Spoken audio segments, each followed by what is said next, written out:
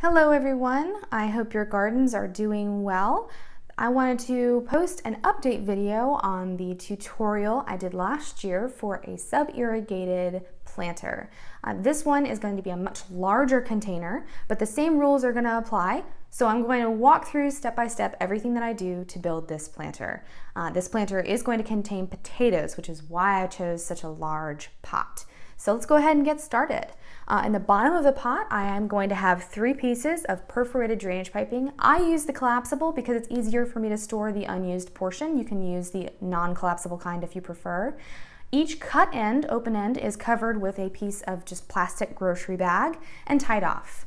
The 2 end pieces, so I've got one really long piece in the middle and 2 pieces on the end that are slightly shorter, and that's because those empty spots are going to have the potting mix pushed down into them for a wicking column. And I have those placed opposite one another.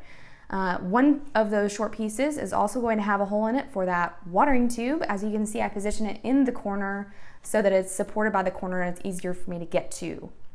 So I'm going to go ahead and pack some dirt down into the wicking columns, focusing on making sure that I don't have any big air pockets and that the potting mix is nice and well packed, because this is how the potting mix in the top of your pot is going to be getting the moisture from your water reservoir down in the bottom. Now I have a drainage hole cut in the side of the pot. I've pre-cut it here. You want to at the height just slightly below the top of your perforated drainage piping. That's so that the water reservoir can get almost completely full of water before it starts to drain, but you do have a layer of air there so that your roots can get oxygen, which is very important. And I'm just going to put some rocks in front of that drainage hole. I did make a small boo-boo here. I put the drainage hole basically on the wrong side. I should have had it on basically 90 degrees one side around so that those rocks could be on top of one of the drainage piping pieces, but that's okay, I'll fix it next season.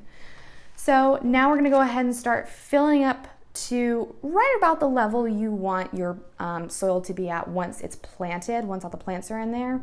And go ahead and make any modifications you need for soil pH. Now, potatoes like acidic soil. So I'm using a soil acidifier.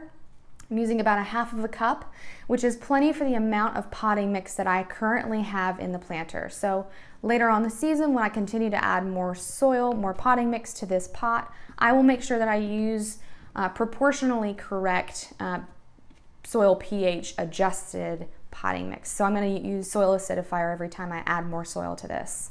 So I'm going to go ahead and spread that around, mix it in. And then here are my baby potatoes, my seed potatoes. I have 4, which is probably too many for this pot, but that's what I had left. So I'm going to go ahead and put them all in here and see what happens. I'm going to put them just evenly spaced, so 1 on each side of the pot. Make sure that they are well just sort of packed in the soil, but not too tight. I don't want to damage any of the little growth that's coming out of the eyes of the potatoes. And I'm going to add a little bit more soil to make sure that they are well covered. Now go ahead and make your little pocket or trough, depending upon the shape of your container, for your fertilizer. I'm using an organic fertilizer, so I'm going to have to make sure that this is covered with about 1.5 inches to 2 inches of potting mix because organic fertilizer is kind of smelly. So there it is, it's all packed in. The plants are gonna put out feeder roots and feed themselves as needed from that fertilizer trough. And here's the extra potting mix just to make sure that wildlife doesn't get into that lovely smelly fertilizer. I'll give those potatoes a nice deep watering in to make sure I don't have any air pockets around the baby plants. And then I'll fill up the water reservoir through that watering tube. So that pretty much covers the build. If you have any questions, feel free to put them in the comment section below. I hope you enjoyed the video, and it's not a whole lot different from the previous one, but there are enough changes I figured it would justify shooting a new one. So good luck with your garden.